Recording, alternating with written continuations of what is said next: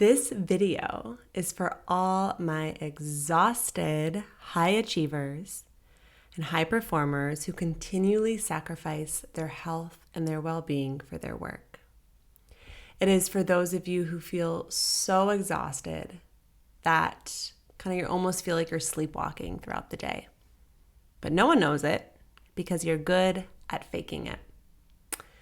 If you toss and turn at night, and if you're unable to sleep because you have an overactive mind, this video is for you. If you fall asleep because you're so exhausted before your head hits the pillow and you wake up still exhausted, this video is for you.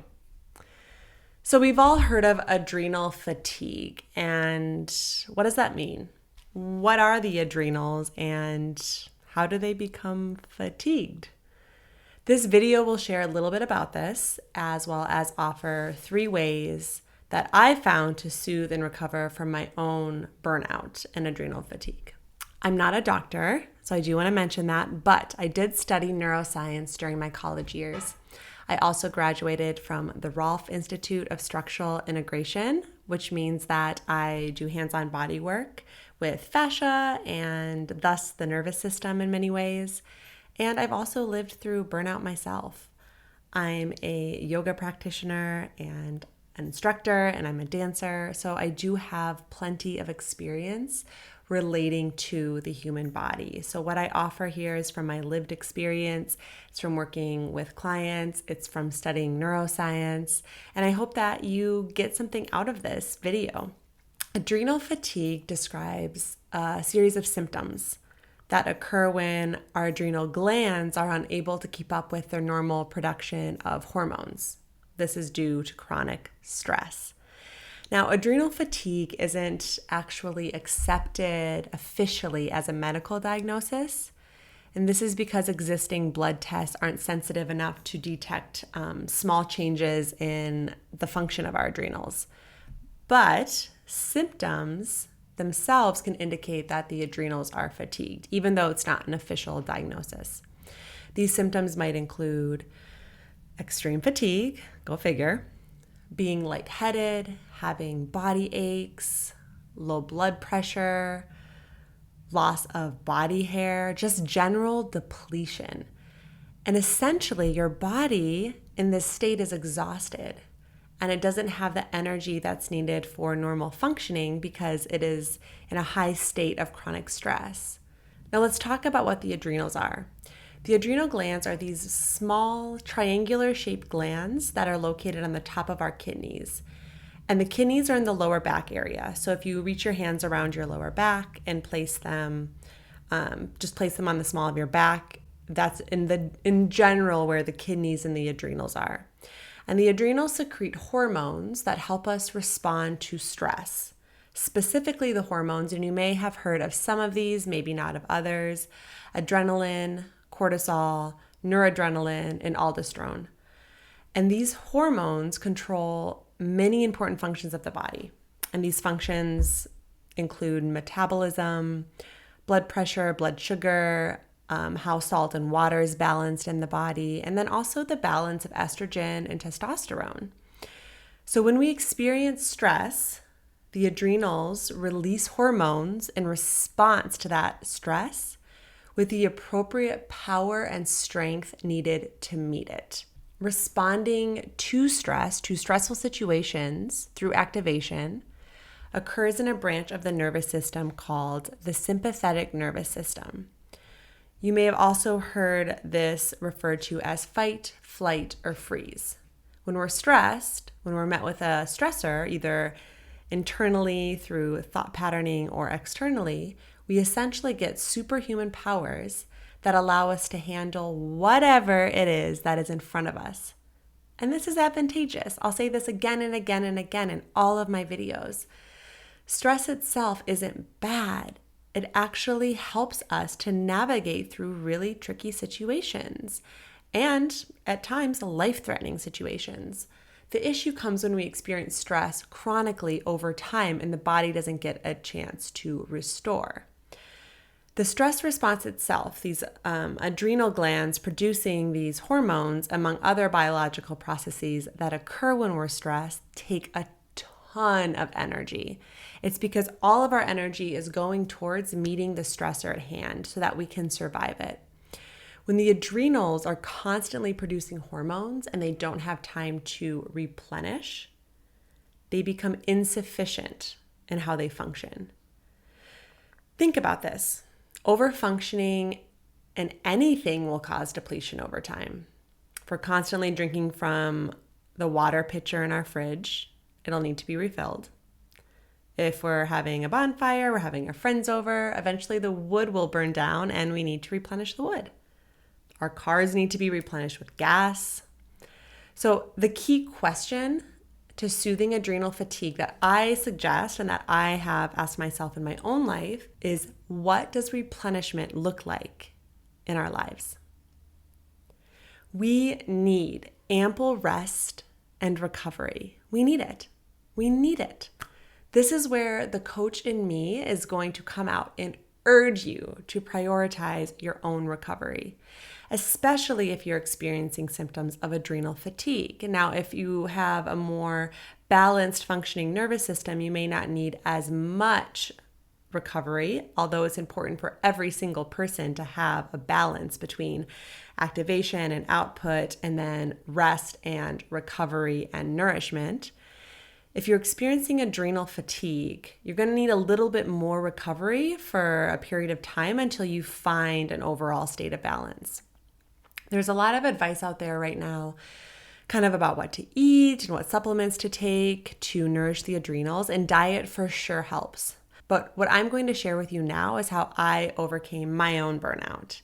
And everyone's journey is different, everyone's body is different, everyone's life is different, but this is what has worked for me, and I would love to hear what has worked for you in the comments. So please do share. Step 1, you're never going to be able to guess it. Schedule rest. And yes, I mean actually schedule it. We are so used to going that we literally need to put it on the schedules. We need to carve out time for it on our calendar, on the computer calendar, on our planner, if we still use a written planner, on the family calendar that's hanging up in the kitchen. Schedule it. When we rest, our parasympathetic nervous system comes online. So this is the branch that's opposite of the fight, flight, freeze branch. This branch of the nervous system kicks in our natural restorative processes in the body. The body knows what it needs to recover. We need to carve out space for it to come online and to lead us naturally towards balance. I often say 5 to 15 minutes will do wonders for just kind of resetting the system. Again, depending on the person, depending on the body, depending on the life of that person. But in the event that you're experiencing symptoms of adrenal insufficiency, more time. I know we're busy. I know it may seem impossible, but I really do challenge you to explore your limiting beliefs about why it's impossible, and then get support to hold you accountable to your own restoration. This is something that I work with my clients on because everyone's schedule is a bit different, and I am a master scheduler myself. I love doing it. So we really get strategic about how to carve in rest and what that looks like in accordance with work and family. You also know your schedule and you know what might work. You might need to try something and see if it works. And if it doesn't, scratch it, try something else. Depending on your schedule, you might be able to carve out time in the morning, maybe over lunch break, maybe in the evening. And I would suggest 30 minutes minimum per day. Of course, or as many days of the week as you can, and then up to an hour. Think of this as like a work meeting that you would schedule, or your kids' soccer game, or making dinner, meal prepping. Prioritize it, think of it as something that already has importance, because our society doesn't value rest as much as these sort of output activities. Step 2, choose what you want to do. And by doing, I mean doing nothing or barely anything. You really want your body to be in stillness here, especially if you're experiencing exhaustion. I love sound healing sessions. You can go to a class. There's so many amazing sound healing meditations online. I'll actually link one below in the description from one of the Science and Magic practitioners that's in the membership portal. It's so good. Restorative yoga, body scans, meditations, napping. And again, I'm going to link a lot of classes below in the description. So if you're like, oh my gosh, I want to do this right now, click on it, experience it. Your body will thank you. You don't want to think too much. Like reading can sweep us away in stories and, output a lot of mental energy and actually might not be super restorative. Depends on the book though. And again, it depends on the person. I'm going to say that over and over again. There's no blanket statements for anything. Moving also in general is going to take quite a bit of energy, even though moving itself can be soothing. But again, follow what feels good in your body. Like a slow, soft walk in nature can also activate the parasympathetic nervous system. But you are using a lot of energy still by walking. So feel out what feels good for you. A really important thing for the parasympathetic nervous system to turn on and to activate is to feel safe. So do whatever you need to do to let the body start to feel safe. You can get blankets if you like weighted blankets. Pile those on if you're doing a meditation. Make sure that your environment is really soothing. I like to use eye covers to kind of really drop in. Get all the cozy things, the pillows, the candles, if you have the time. If not, there's other ways we can work with this. But set your environment the right way and let your body know you're safe before starting to dive into the practice. Now, I do want to say that especially after busy days, it can be a lot for the nervous system to go from like 100 to 0. From kind of buzzing around in the day, strategizing, putting out fires, to like lying on the back. Like it's like, what is happening right now? So in this event, thoughts might be really sporadic and quick, and stillness can feel really uncomfortable in that. If this is the case for you, I suggest shaking, like literally shaking. I do one limited time for 30 seconds each. Like I'm like talking about like actually shaking like this, or as intuitively as it feels good. But this will discharge energy from the nervous system, from all of the adrenaline that's built up throughout the day, all of the cortisol. It'll just help calm the body and discharge extra energy. But after you shake, sit your butt down and rest. Be still. Give yourself that gift. So again, I would say at least 30 minutes a day.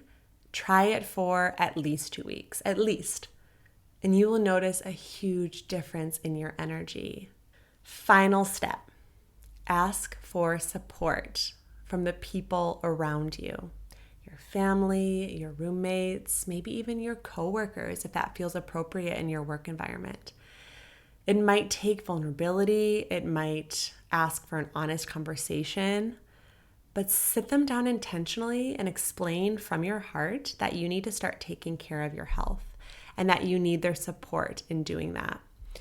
You might explain to them how you are going to do it, what it looks like, and for how long. So, for example, if you're in your work environment and you decide you want to weave rest over the lunch hour for 30 minutes and you have an assistant outside, explain to them that over lunch you're going to be weaving in a new rest routine and that your door will be closed, and ask them to make sure no one knocks on it, that all calls are directed to them, things like that.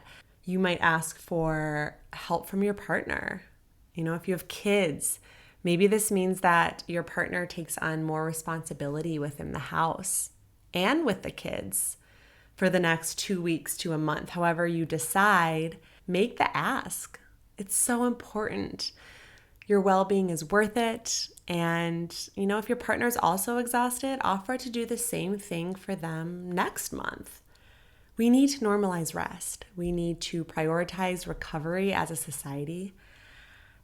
I think having conversations about this, whether or not people hear you, it's really, really important, because when we take steps to prioritize rest in our own lives, we kind of subconsciously give others permission to do the same.